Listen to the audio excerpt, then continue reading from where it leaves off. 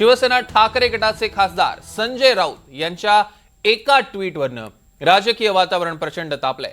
लेनिनचा दाखला देत भारतीय युवक हा भरकटलेला आणि मंद झालाय असं त्यांनी म्हटलंय।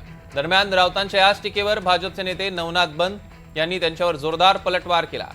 जय श्रीराम असा उल्लेख करत बंद यांनी राऊतांना सडेतोड उत्तर दिलंय।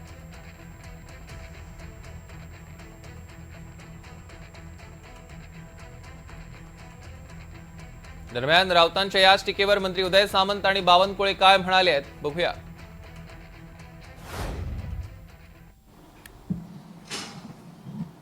मला असं वाटतं की पूर्वीच्या कोणाचा तरी रेफरन्स देऊन त्याच्यावर कायमस्वरूपी केंद्र सरकारला बदनाम करणं आणि महाराष्ट्र सरकारला बदनाम करणं हे काय 3.5 वर्ष तुम्ही रोज बघताय। त्यामुळे याच्यामध्ये नवीन काही नाही।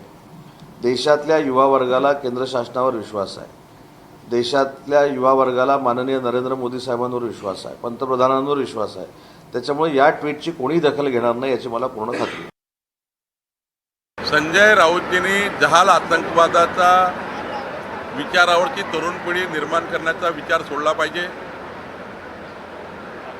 महामानव डॉक्टर बाबासाहेब आंबेडकरच्या संविधानाने जी पिढी निर्माण होते आहे, जी उच्च विद्याविभूषित संस्कारमय पिढी निर्माण करत होते आहे, त्या पिढीला या पद्धतीचा आतंकवाद त्यांच्या मनात तयार करणे योग्य नाही।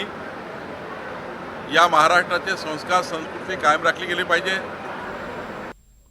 दरम्यान पंतप्रधान नरेंद्र मोदी यांच्या काटकसरीच्या आवाहनानंतर देशभरामध्ये पेट्रोल आणि डिझेलचे दर वाढले। पेट्रोल 3 रुपये 14 पैसे प्रति लिटर आणि डिझेल 3 रुपये 11 पैसे प्रति लिटर इतके महागले आहेत। गेल्या काही दिवसांपासून आंतरराष्ट्रीय बाजारात कच्च्या तेलाच्या वाढत्या किमतीचा परिणाम लवकरच देशांतर्गत ग्राहकांवर होईल अशी चर्चा सुरू होती आणि अखेर तेल कंपन्यांनी आजपासून इंधनाच्या किमतींमध्ये सुधारणा केली आहे। सकाळी 6 वाजल्यापासून देशभरात पेट्रोल आणि डिझेलच्या दरात वाढ करण्यात आलेली आहे।